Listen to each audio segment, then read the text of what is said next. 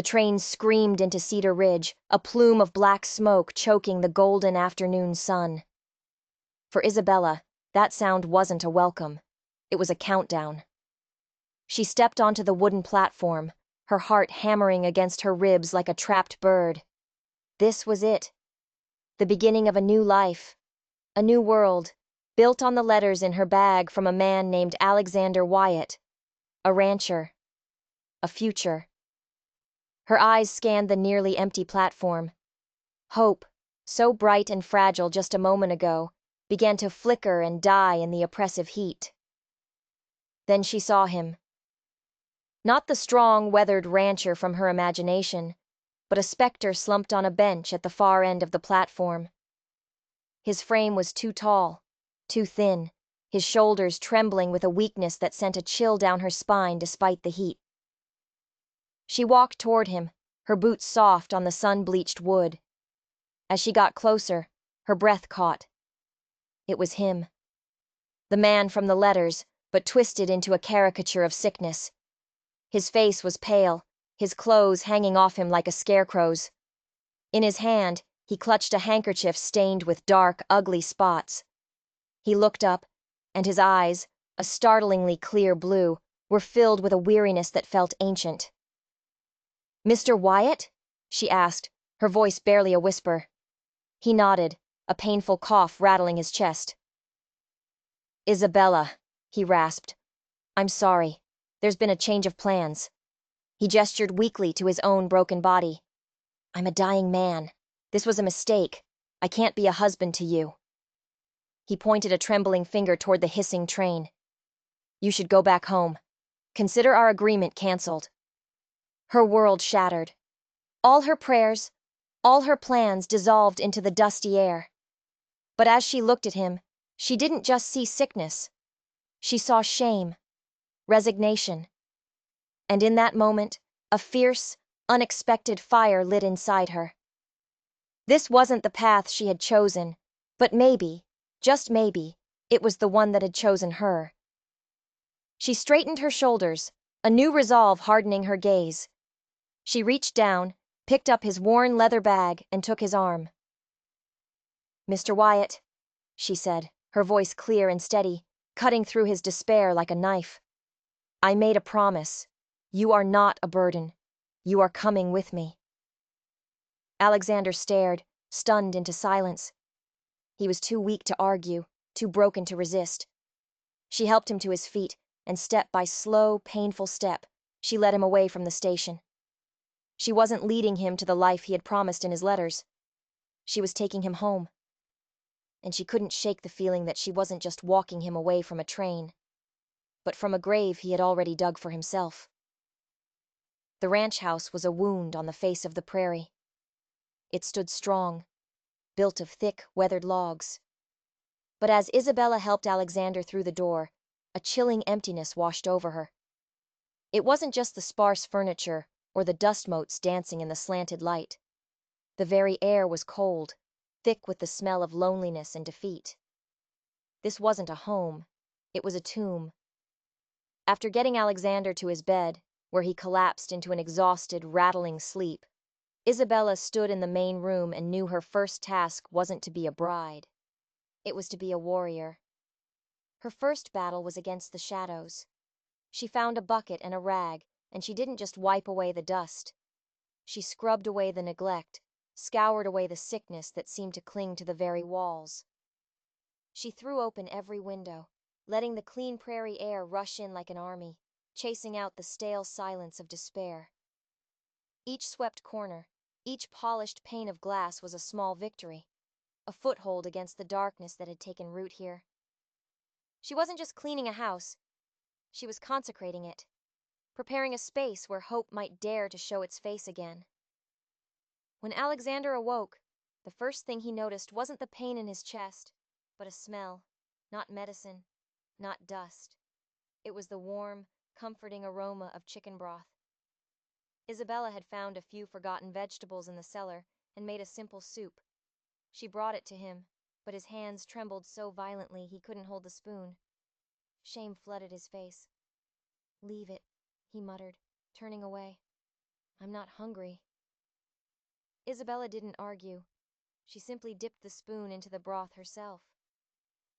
You need your strength, Mr. Wyatt, she said, her voice calm and even, an anchor in his sea of misery. She held the spoon to his lips. He wanted to refuse, to push her away. But the smell of the food and the quiet determination in her eyes broke through his pride. He took a spoonful, then another. He didn't know it yet, but with each mouthful, he wasn't just taking soup. He was taking a dose of her unwavering faith. And it was a medicine more powerful than any doctor could prescribe. But as she sat there, feeding him like a child, she noticed something odd. A faint, almost imperceptible bitterness in the broth that hadn't been there when she tasted it in the kitchen. She dismissed it as a trick of the light, a symptom of her own exhaustion. It was a mistake she would come to regret. The days fell into a rhythm of quiet desperation. Isabella rose before the sun, her life a cycle of chores and care. She baked bread, the wholesome scent a daily assault against the lingering smell of sickness.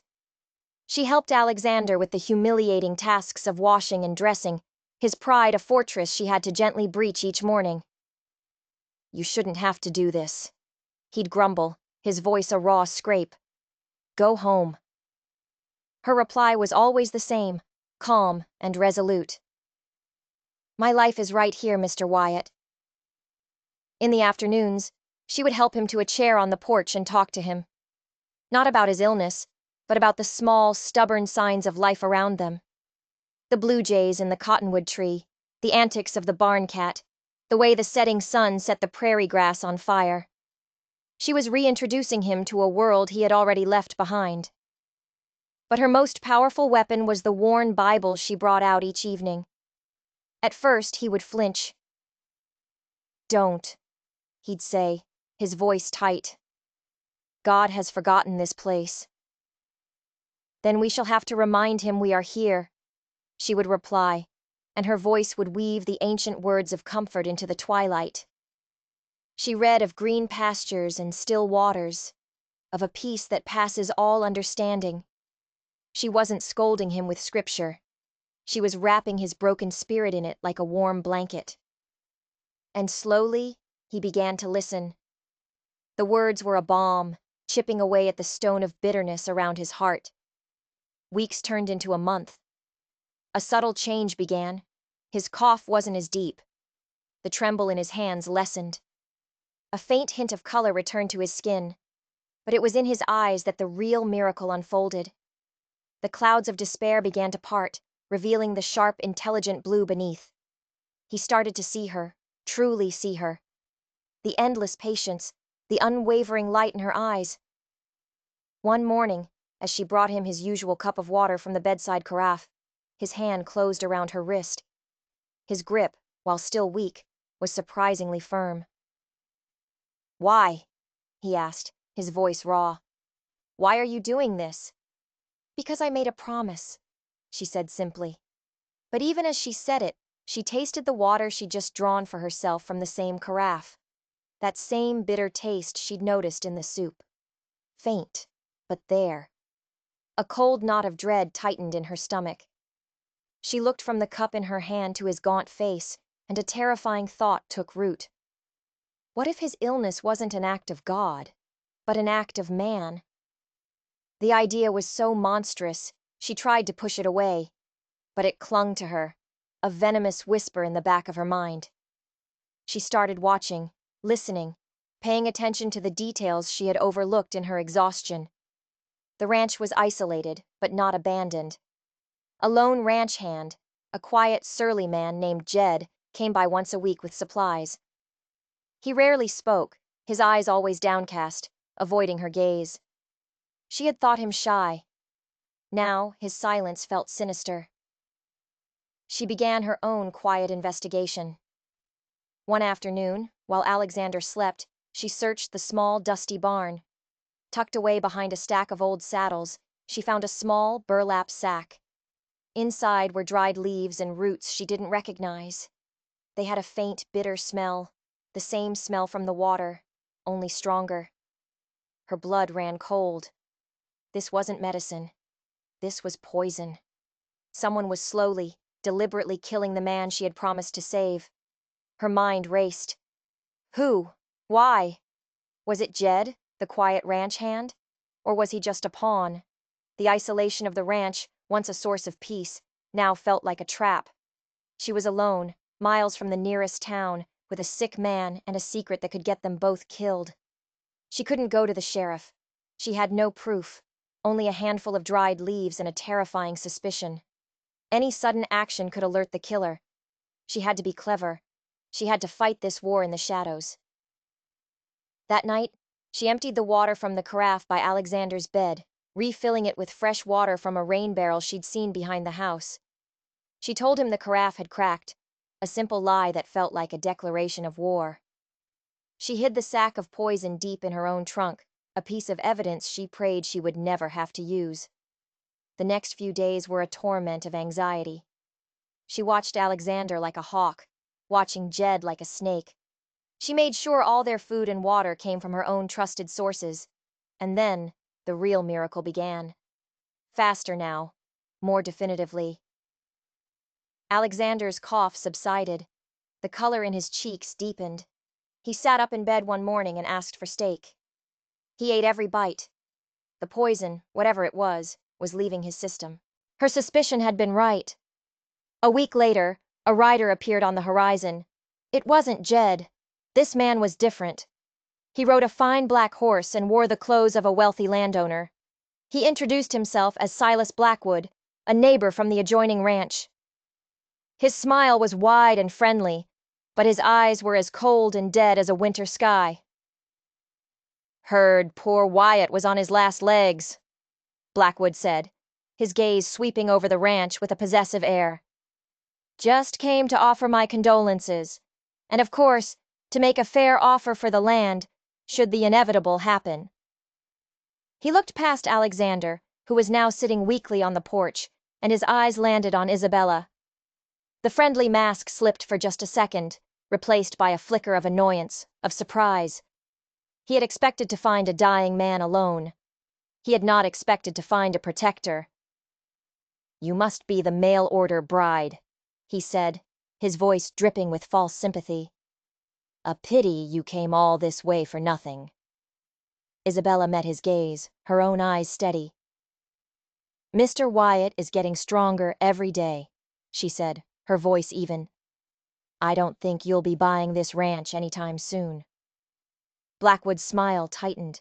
He tipped his hat and rode away, but Isabella felt his cold gaze on her back the entire time. And she knew, with absolute certainty, she had just met the man who was trying to murder her husband. The chessboard was set. The pieces were in motion. And she was the only thing standing between Alexander and a killer with a friendly smile. The knowledge changed everything. The quiet ranch house was no longer a sanctuary. It was a fortress under siege. Every creak of the floorboards, every gust of wind rattling the windows, sent a jolt of fear through her. Silas Blackwood's visit had been a clear message. He was watching, and he was impatient. Isabella knew their time was running out. She had to find a way to make Alexander understand the danger, without sending him into a panic that his fragile health couldn't handle. She chose her moment carefully. It was a crisp autumn evening, the sky streaked with orange and purple. Alexander was sitting by the fire, stronger than he had been in months, but still a shadow of his former self. She knelt before him, taking his hands in hers. "Alexander," she began, her voice low and urgent. "Your sickness. I don't believe it's a sickness at all. I believe someone is trying to harm you." She told him everything. The bitter taste in the water, the sack of dried roots in the barn, Silas Blackwood's predatory visit. She watched his face, expecting shock, disbelief. Instead, his blue eyes hardened, a flicker of the old, strong rancher returning to his gaze. "Blackwood," he whispered, the name a curse on his lips. "I should have known." The story came tumbling out, a tale of a long-standing feud between their families over a disputed property line, a conflict that had simmered with resentment for years.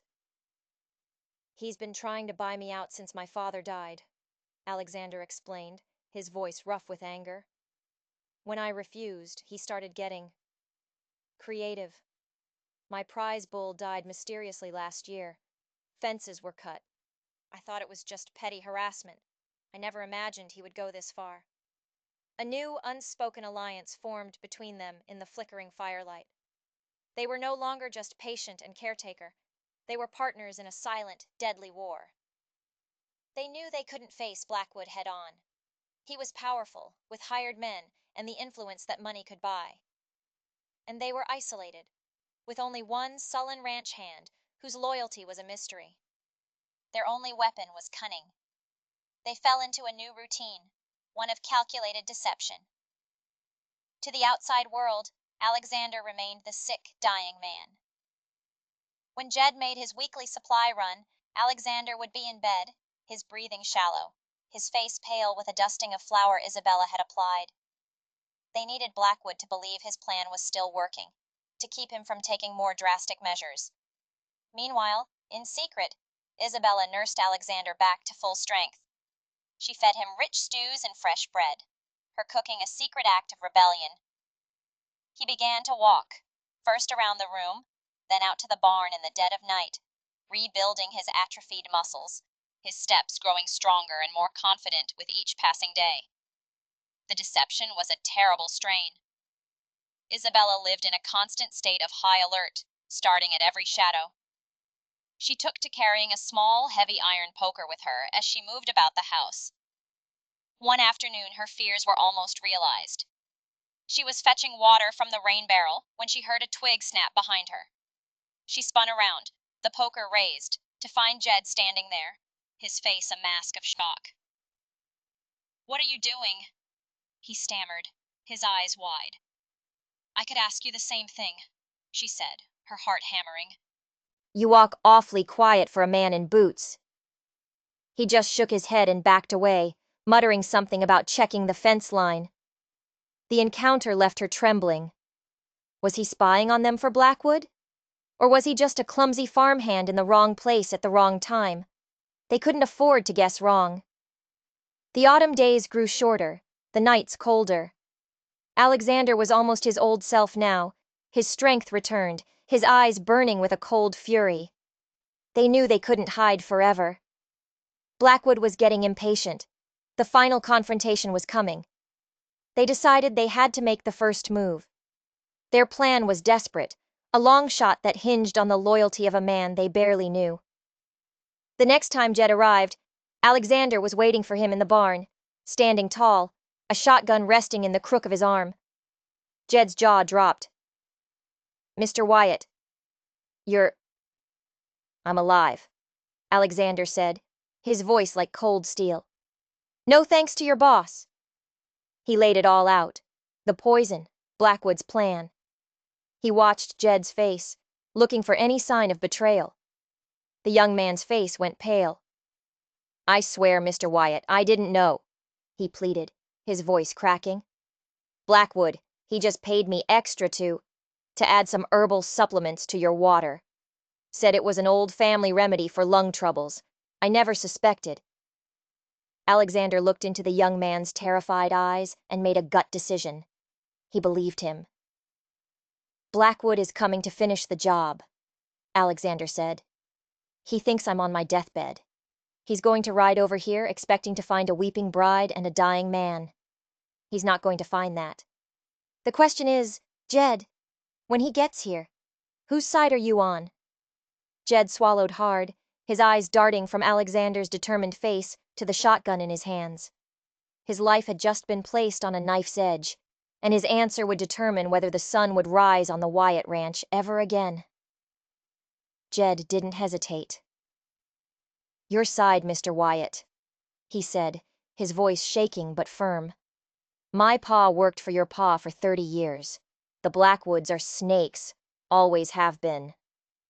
Relief, sharp and clean, washed over Alexander. Their odds had just improved from impossible to merely desperate. The plan was simple, and that was its only strength. Jed would ride back to the Blackwood ranch and tell Silas that Wyatt was fading fast, that he was coughing up blood, and that the bride was talking about sending for the doctor in the morning. It was the bait. They knew Blackwood couldn't risk a doctor examining Alexander's body. He would have to act tonight. As Jed galloped away, a heavy, expectant silence fell over the ranch. Isabella and Alexander moved with a quiet, grim purpose.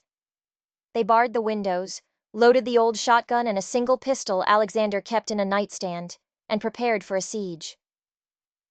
The sun began to set, casting long, menacing shadows across the prairie. The waiting was the worst part, every minute stretching into an eternity. Isabella found her hands were trembling, not with fear, but with a cold, hard anger. Her life had been a testament to faith and peace, but she was discovering a core of iron within herself she never knew she possessed. They had tried to take her future, her husband, her home. She would not let them. They sat in the dark, silent main room, the loaded guns on the table between them. "Isabella," Alexander said, his voice a low rumble in the darkness. "You never should have been dragged into this. When this is over, I'll give you the train fare." "Don't," she cut him off, her voice fierce. "Don't you dare talk about me leaving. My home is here, my life is here, with you. We will get through this together, or not at all." He reached across the table and his hand covered hers. His touch was warm, strong, a silent promise in the terrifying darkness. Then they heard it, the distant, rhythmic drumming of hoofbeats. Not one horse, many. They were coming. Isabella's heart leaped into her throat. She moved to the window, peering through a crack in the wooden shutter. She could see them in the moonlight, at least 5 riders, dark silhouettes against the silvered landscape. They were riding slow, confident, like wolves approaching a wounded deer. They weren't expecting a fight, they were expecting a murder. The riders dismounted at the edge of the yard, moving toward the house with a quiet, predatory stealth. Silas Blackwood was in the lead. "No need for a fuss," he said to his men, his voice carrying on the still night air. "Should be over quick. The woman won't be a problem." A hot rage surged through Isabella. She gripped the iron poker she had laid on the windowsill, her knuckles white. She was about to show Silas Blackwood just how much of a problem she could be. The heavy thud of a boot hitting the porch steps echoed through the house. The siege had begun. "Wyatt," Blackwood's voice boomed from the porch. "I heard you were feeling poorly. Came to see if you needed anything." It was a cruel taunt, the last turn of the screw. Alexander stood by the door, shotgun held ready.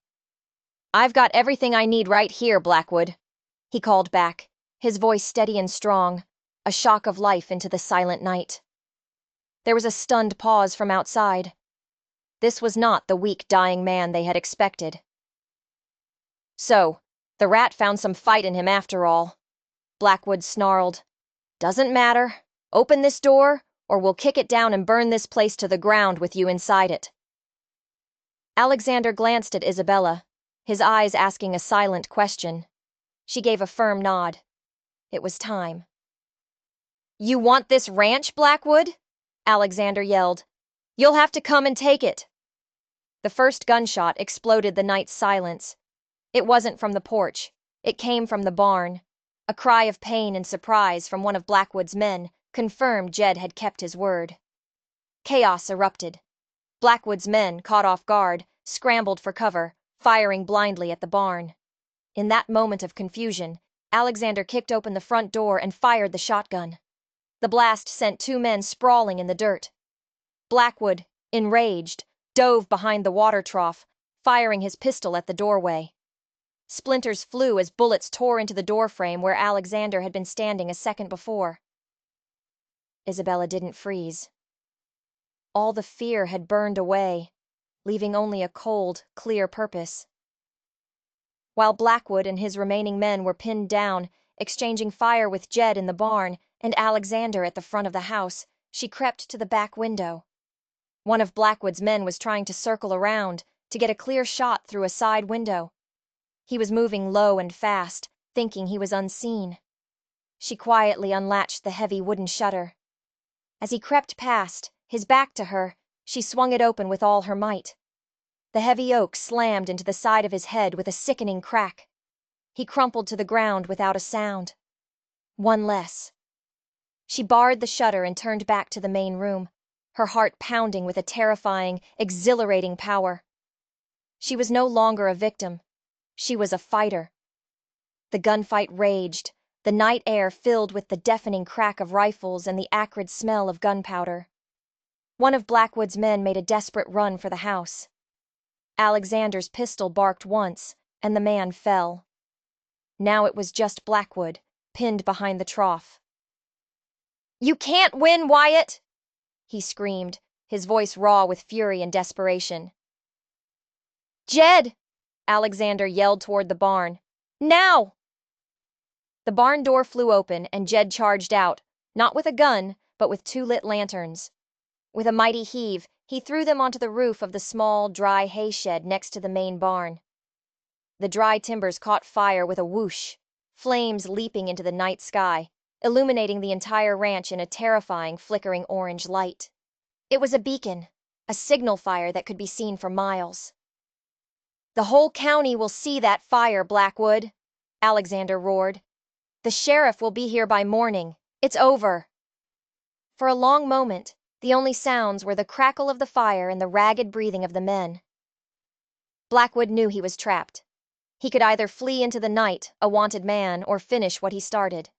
He chose the latter. With a desperate cry, he rose from behind the trough, firing his pistol wildly at the house as he charged the porch. Alexander stepped into the doorway, taking careful aim. But his pistol clicked on an empty chamber. He was out of bullets.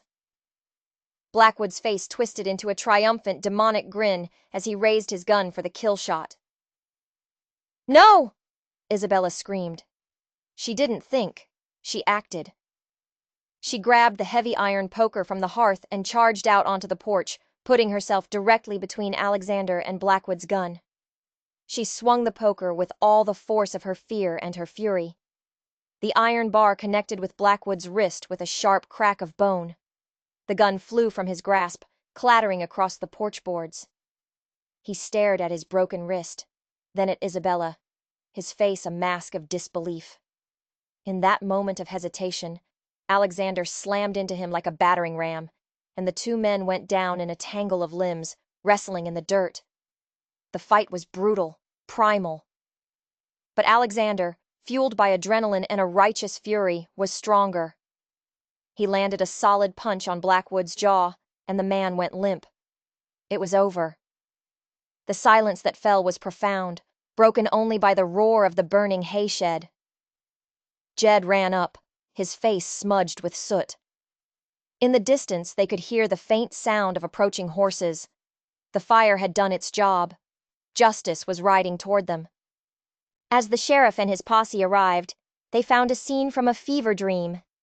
2 men tied up in the yard, another unconscious by the side of the house, a smirking Silas Blackwood nursing a broken wrist, and Alexander and Isabella standing together on the porch, silhouetted against the flames, bruised and exhausted, but victorious.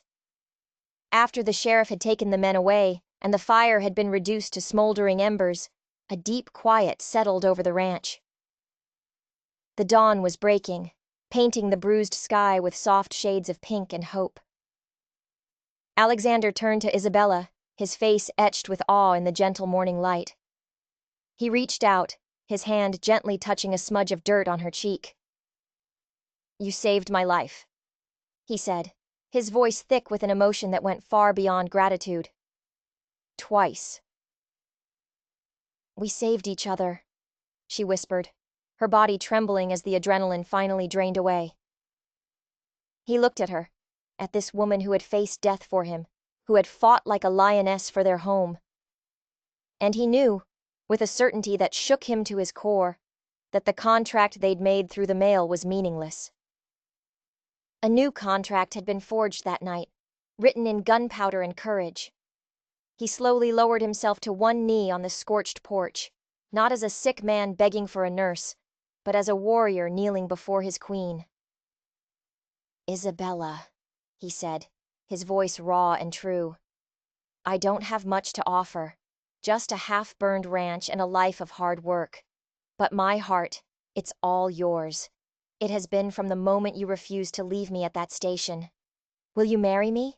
Not out of duty, but because we started this story together, and I can't imagine it ending any other way."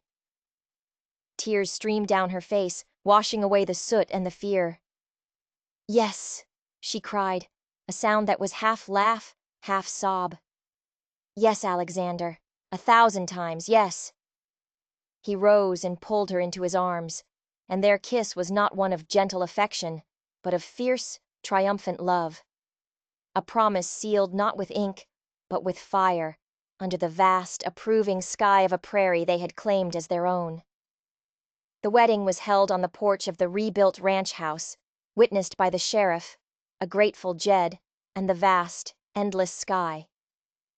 Isabella didn't wear a fancy dress, but she had never felt more beautiful. Alexander stood tall and straight, his eyes never leaving her, his love a tangible thing that warmed everyone present. Their life together began, not in quiet peace, but in the shared strength of survivors. The ranch flourished under their care. The land, which had almost been stolen from them, seemed to reward their courage with bountiful harvests and healthy livestock. Their love, forged in the crucible of fear and violence, deepened into a partnership that was unbreakable. A year later, on a crisp autumn evening, Isabella came to Alexander as he mended a saddle in the warm, lamp-lit barn. She didn't say a word, just took his hand and placed it gently on her stomach. He felt a faint, fluttering movement, a tiny whisper of life. He looked up at her, his eyes wide with a joy so profound it stole his breath. He who had been sentenced to death was being given the gift of new life. 9 months later, as the first green shoots of spring pushed through the soil, their son was born. They named him Gabriel, for he was a messenger of the strength they had found in each other. Years flowed by like a gentle river. The ranch was no longer a fortress, but a true home, filled with the sound of a child's laughter. One afternoon, Alexander stood by the corral, teaching a 4-year-old Gabriel how to approach a horse with a calm heart. Isabella watched them from the porch, her heart overflowing. She saw the man she had saved, now whole and strong, passing on his gentle wisdom to their son. It was a perfect, peaceful moment, a future she had literally fought to create. As the sun set, Alexander lifted Gabriel onto his shoulders and walked to the porch, wrapping his free arm around Isabella. They stood together, a family, watching the sky blaze with color. "I was so certain my story was over," Alexander said, his voice a low rumble. "But you, my love, you had the courage to start a new one." Isabella leaned her head against his shoulder. "Our story, Alexander," she whispered. "And it's the most beautiful story I could have ever imagined. Theirs was a love that had stared into the darkness and had not flinched, a testament to the fact that sometimes the most beautiful futures are the ones you have to fight for with everything you have. We hope you were thrilled by the journey of Alexander and Isabella. If you enjoyed this story of courage, justice, and unbreakable love, there are many more tales of the Wild West waiting to be told. To discover new stories every week, be sure to hit that subscribe button and join our community. Your support helps us keep these legends alive. Thank you for watching, and we'll see you in the next story.